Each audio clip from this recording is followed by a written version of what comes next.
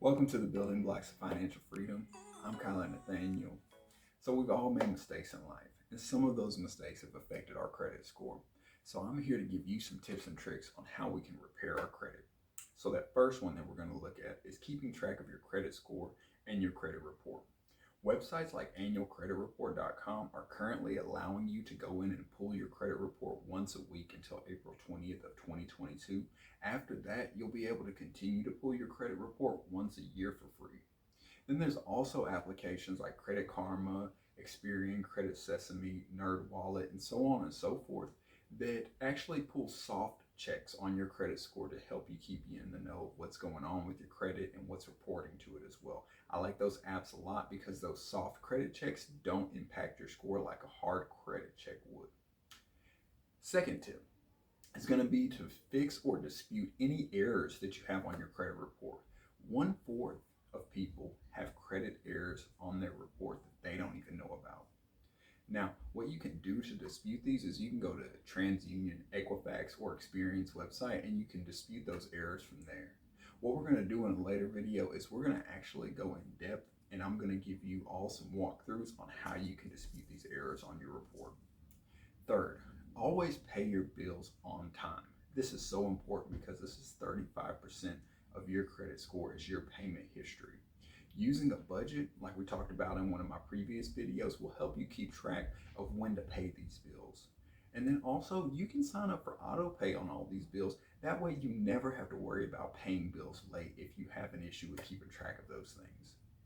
Fourth, keep your credit utilization below 30%. The rule of thumb is between 0% and 30% is where you want your credit utilization to be. Remember, your credit utilization is how much debt you owe versus how much debt limit that you're allowed to get. So if you owe $100 and you only have a spending limit on your debt of $1,000, your credit utilization is at 10%. So going above that 30% will negatively impact your score, and that's what we don't want because, again, that's 30% of your credit score. 5, keep old credit cards open. I know this might sound crazy and you're probably wondering how this is going to help your score, but what actually keeping old credit cards open does for you is it establishes a longer credit history because you've got these active accounts open building credit age. And that's actually 15% of your credit score. So it's actually positively impacting your credit. Also, something that may happen by not using these cards is a lender may actually close these accounts out due to inactivity. You would rather that happen than you closing them out yourself, and it's not going to negatively impact your score other than lowering your limit. 6, do not take out new credit unless you need it. Hard credit checks will drop your credit score between 1 and 5 points. Also, what it does is it lowers that average account age, and remember, that's 15% of your score. And this is the biggest and most important credit repair tip out there. Pay down any defaults or other loans that you may owe on. This is going to do 2 things for you. The first thing that it's going to do is it's going to improve your payment history. Remember, that's 35% of your overall credit score.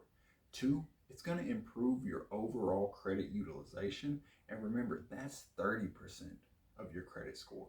So by paying down those defaults or any other debts that you owe on, you're going to be improving your credit score by 65% alone.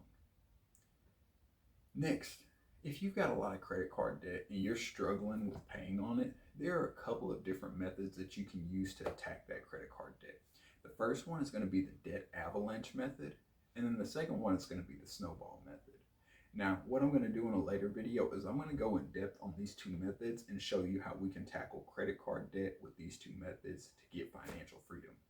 So, in conclusion, after you follow these 7 tips, you're going to be ready to apply for that new line of credit because you fixed your credit score.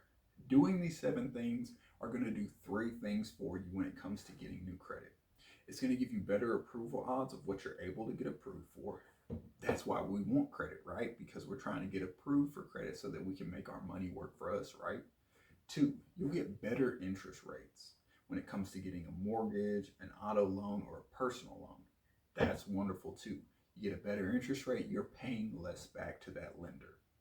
And then 3, you've got more leveraging on your credit power because you've got good credit. So lenders want to do business with you. So the things are working in your favor and not in the lender's favor.